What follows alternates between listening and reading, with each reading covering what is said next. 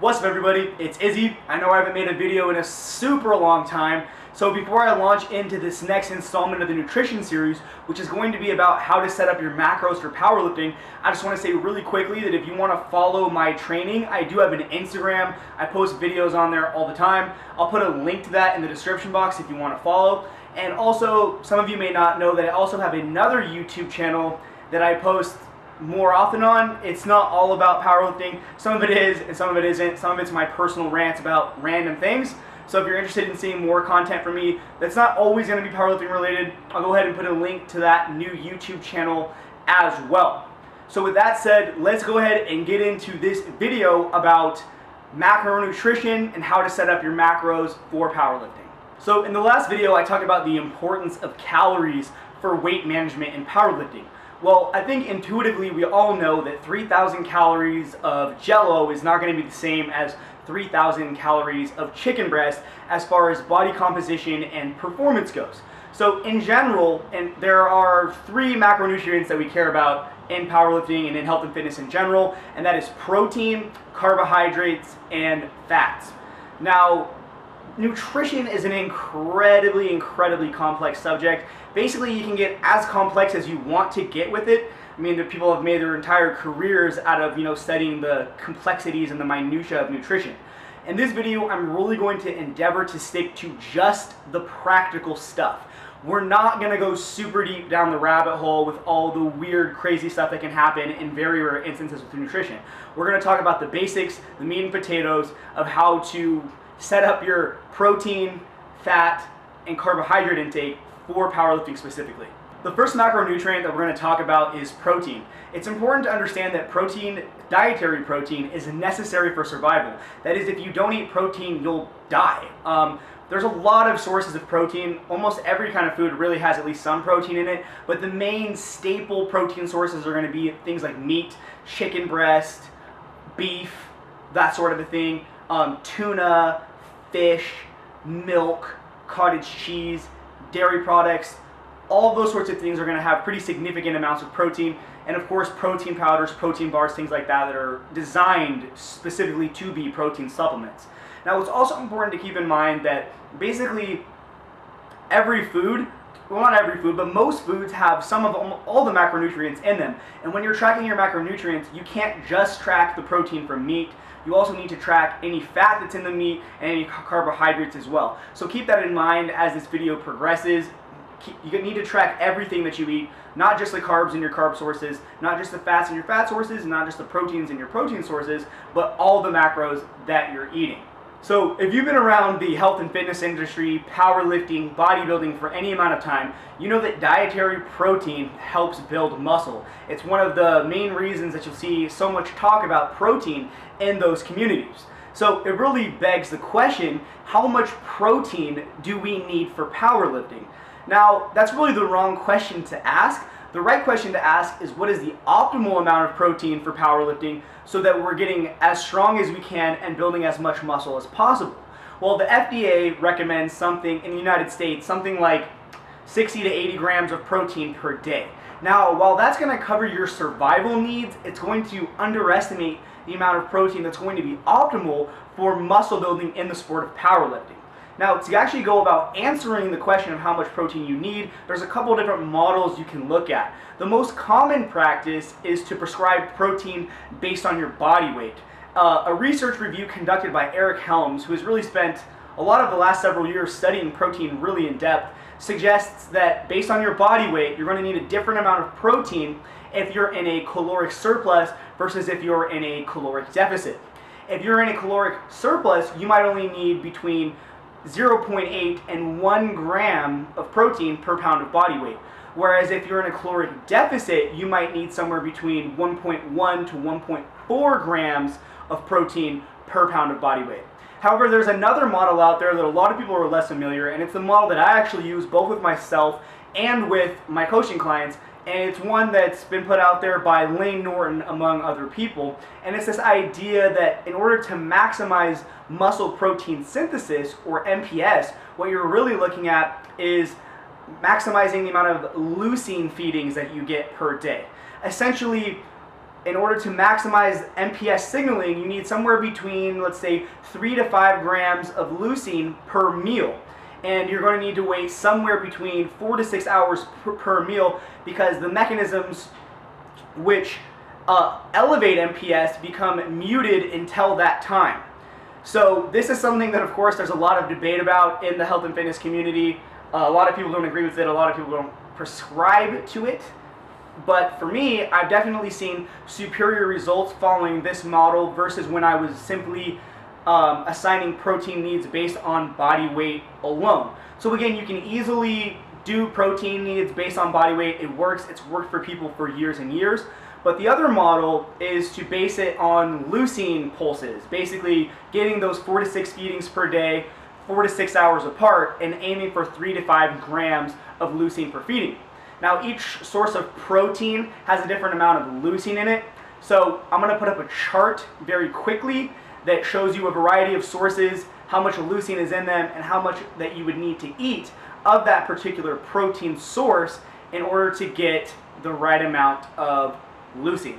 All right, guys, basically what we have here is just a chart that shows you the various amount of leucine that's in different kinds of proteins, how much you would need to eat in order to get that maximal amount of leucine for full muscle protein synthesis.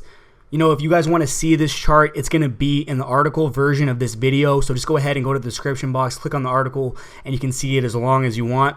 For now, I hope you kind of got a good idea of what it looks like in terms of the quantities that you need. One last point I'd like to make about leucine versus body weight as far as determining your protein needs is that they don't necessarily have to be contradictory, and more often than not, they're not.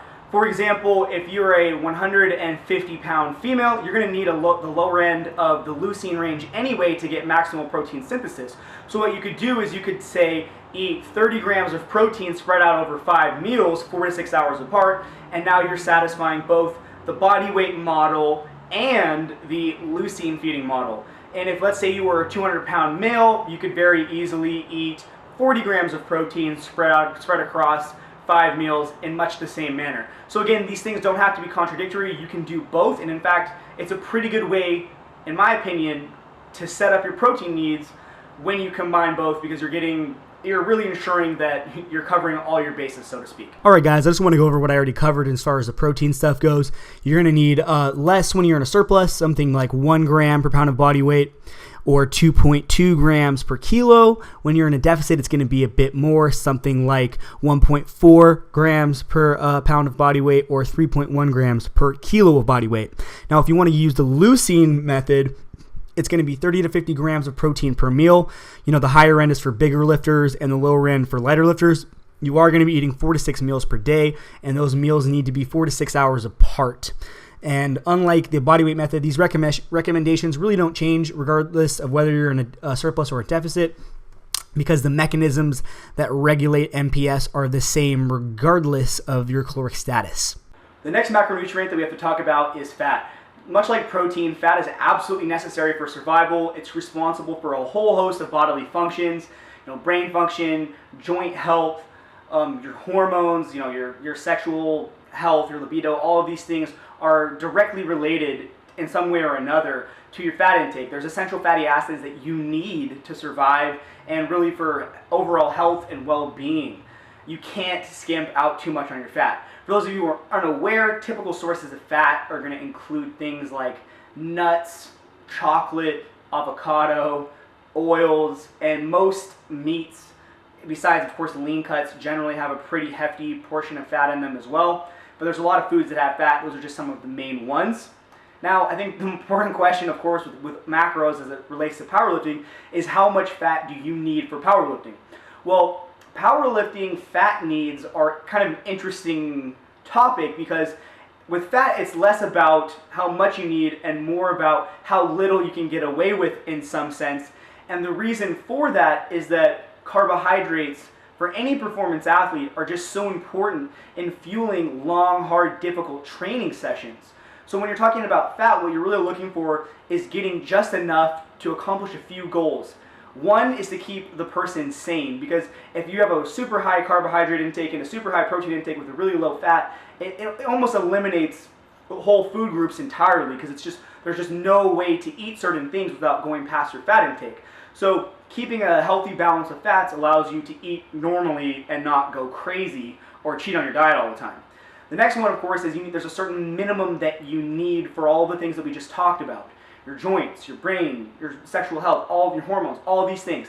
So there's a practical minimum to keep those things going as well. And then the third factor is we don't want fat to be so high that it becomes prohibitive or restrictive in terms of the amount of carbohydrates that we can intake to fuel our training sessions.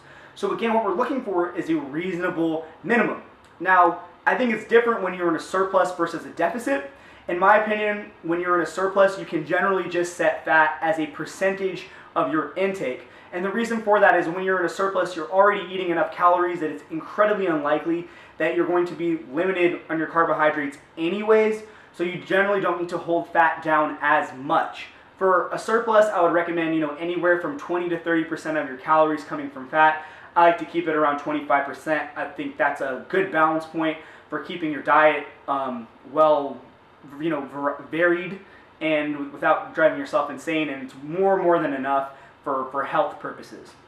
Now, when you're in a deficit, this is where things become a bit more tricky. As far as a deficit goes, I also will generally start things out at a percentage, but over time I'll work them to a reasonable minimum of about 0.3 grams per pound of body weight. So when we start off on a caloric deficit, maybe 20% of the calories will be coming from fat, and over time it could be as low as 15% or possibly lower, but generally the reasonable minimum that I would suggest there is 0.3 grams per pound, and that's going to be as much as you need for sure to maintain health and hard training. And that's going to, of course, again, the point there is to give you as much room as possible to keep your carbohydrates high when you're in a deficit. Because as soon as those carbohydrates drop while you're in a deficit, your training volume is going to go down, your training intensity is going to go down, and when those two things happen, it's not long before your strength goes down, and when your strength goes down, you start losing muscle, and that's when you start to run into a lot of problems with extended, long caloric deficits and people who are just dieting for a lengthy period of time. We want to avoid those things with our fat intake. All right, guys, as before, I just want to cover what we already talked about as far as fat needs. They're going to be, you're going to be able to have higher fat when you're in a surplus because you're going to have enough room for carbs anyway. But when you're in a deficit, there's going to be a little bit less room, so the percentages are lower. And as a minimum suggested intake, I don't want you guys going too much below 0.3 grams per pound or about 1.5 grams per kilo of body weight. The last macronutrient that we're going to talk about here is carbohydrates. Now, if you don't know, typical sources of carbohydrates are going to be things like oatmeal, rice, potatoes, cereals, breads, frozen yogurt, sugary stuff, fruits, vegetables, carb supplements like waxy maize and dextrose, Gatorade, juice drinks, things of that nature. Pretty much all of those things are carbohydrate based. Now, unlike the other two macronutrients that we've discussed thus far, carbohydrates are actually not necessary for survival. While your brain does use glucose as fuel, what happens if you cease to consume carbs for a long enough period of time is that your body will enter a state known as ketosis. Now, in a massive oversimplification, ketosis is a state where your body begins to use fat as its primary source of fuel for everything. It will produce these things called ketone bodies that your brain can use as fuel instead of the normal process using glucose. Now, all that said, ketosis is an incredibly complicated topic. If you want to learn more about it, I'll link you to Lyle McDonald's book on the subject, which is the most thorough resource in existence. However, it's really not that important for our purposes as powerlifters. Now, again, as I've already introduced this argument when I was talking about fat, but in my opinion, ketosis is not a desirable state for powerlifters because when a diet is absent or low in carbohydrates, it makes it much more difficult to sustain high volume, high frequency training that is typically either necessary or at least optimal to get the best results in powerlifting. So what I want to talk about now is some of the very, very, very basic and oversimplified physiology behind why eating carbohydrates is useful and helpful for any performance and athlete that is doing high volume training. Essentially, anaerobic high intensity training like lifting heavy ass weights is primarily fueled by ATP. Now, ATP can be created via several different metabolic pathways, but suffice it to say, once some of the initial ones have been exhausted, the primary way that your body creates more ATP, which is then going to be used for future reps and future sets, is through breaking down glycogen. Now, if you have a diet that is either low or absent in carbohydrates, such as a ketogenic diet, you're not going to have the glycogen in the muscles to actually create more ATP.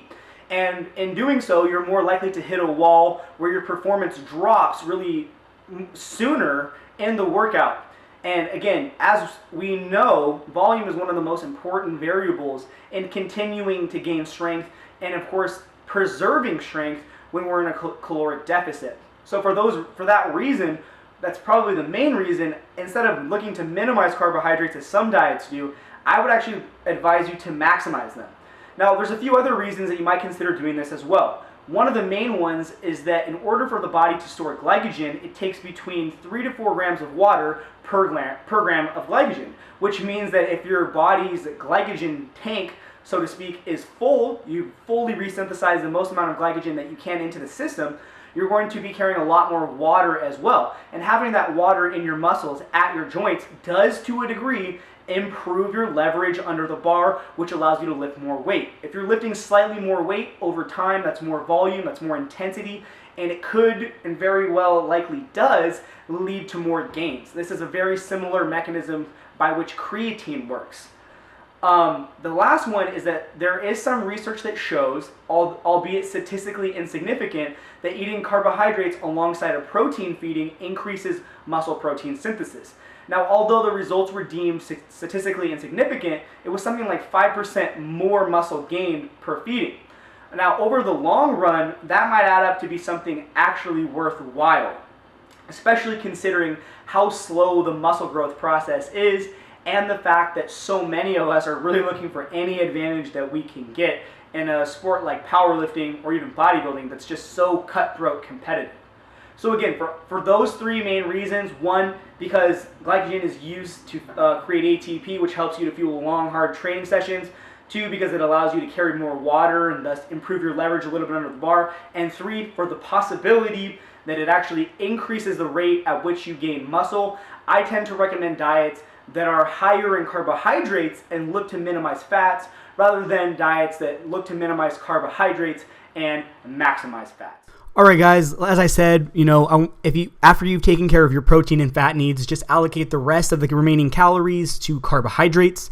And again, the reasons for that are that glycogen is what fuels those long, hard training sessions. Having, a full tank of glycogen is going to allow you to have more water in the muscles, which will let you perform better. And of course, there is the possibility that you're going to get about 5% more muscle protein synthesis in meals that include both protein and carbs. So the last quasi-macronutrient that I want to talk about here is fiber. Fiber is technically a type of carbohydrate. Basically what fiber is it's the indigestible material found in fruit, vegetables, breads, and really anything else you eat that is such that it resists our natural digestive enzymes.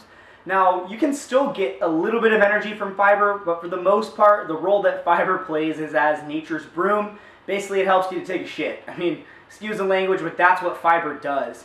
It keeps your gut health in check, and really though, for me, when I'm coaching somebody in terms of their macronutrition, I generally use fiber as a proxy for the quality of their diet.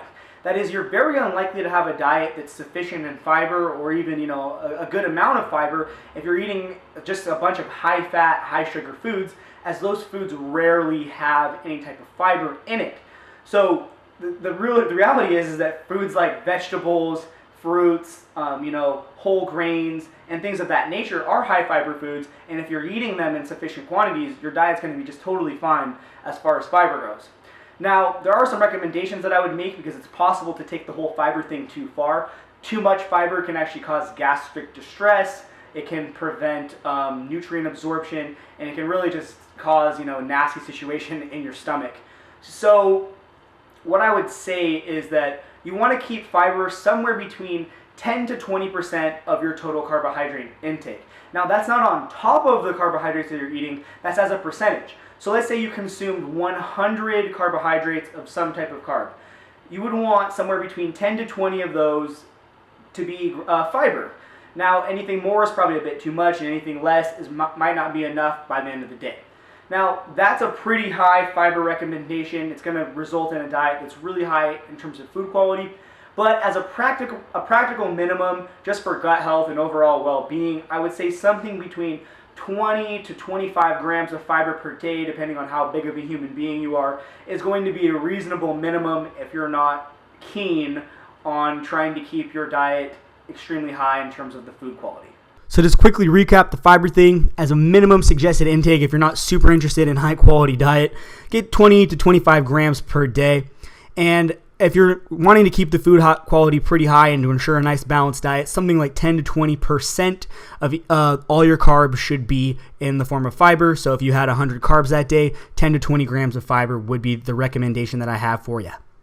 All right, I want to quickly go over everything that we've talked about again. I don't want to necessarily read this to you guys, but I'm going to give you, the quick rundown since we've already talked about all of this stuff already.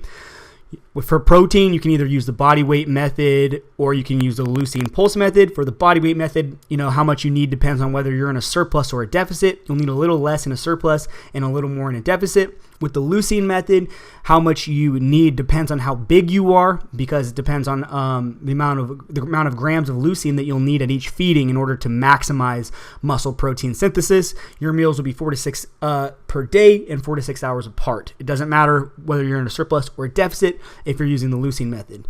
Now again, similarly for fat, you can have more fat in your diet when you are in a surplus because there's more room for carbs. You'll have a little bit less room for fat in your diet on a deficit because again, you need to keep those carbs high and you have to cut something, and it can't be protein. As a minimum suggested intake, 0.3 grams per pound or 1.5 grams per kilo. Now, as far as carbs go, you take care of your protein and fat first, and then just put everything else into carbs. And it's especially important when you're in a deficit because that's going to keep your carbs high enough for hard training. And in a surplus, it'll make sure that you've constantly got enough glycogen in the system, a full tank of glycogen really, to get through the hard training sessions. And again, we just talked about fiber, but the same rules apply. Minimum 20 grams per day, and 10 to 20% of your total carbohydrate intake should be from fiber. Before we move on to the next installment of the nutrition series, I really want to talk about the relative importance of calories and macronutrients, which are the last two topics that we've covered. Basically, I would say that these two factors are responsible for at least 80% of your success as far as changing your body composition, your performance, all of that. Now, that's probably, to be honest with you, understating how much of a big deal just those two factors are. Virtually every diet out there tries to differentiate itself with food quality, nutrient timing, meal frequency, or just supplements, something of that nature, when the reality is that it really does at the end of the day primarily come down to energy balance, how many calories you're eating, and your macronutrition. Are you getting enough protein, and your carb to fat ratio, depending on what kind of training that you're doing. I really don't know how else I can say this, but I want to reiterate it somehow quite strongly. And I guess I would just put it like this. If you're getting your macros right and your calories right, the rest of it really just doesn't matter that much. You can only make marginal improvements to your nutrition plan if your macros and calories are on point. So I'll just leave you with this. Don't forget your calories. Don't forget your macros. Those two things take precedence over meal timing, meal frequency, supplements, and whatever special magic types of foods that you think exist. Alright guys, it's good to be back. I hope you enjoyed the video. Hope you found it informative, entertaining, interesting, or just generally worth your time. Again, if you want to follow my personal lifting, you can find my Instagram in the description box. If you want to see more content from me about a variety of things that don't always include powerlifting, go ahead and check out my other YouTube channel, which is /IzzyNarvez, but there's a link in the description box to that as well. Some of you guys have been asking me if I still coach people. Yes, I do. If you want to find out more about that, you've already guessed it. It's in the description box as well. So just go ahead and check that out. If you guys like the video, you know what to do. Like, comment, share, subscribe if you haven't already. And as always, my friends, good luck in your training and have a great day.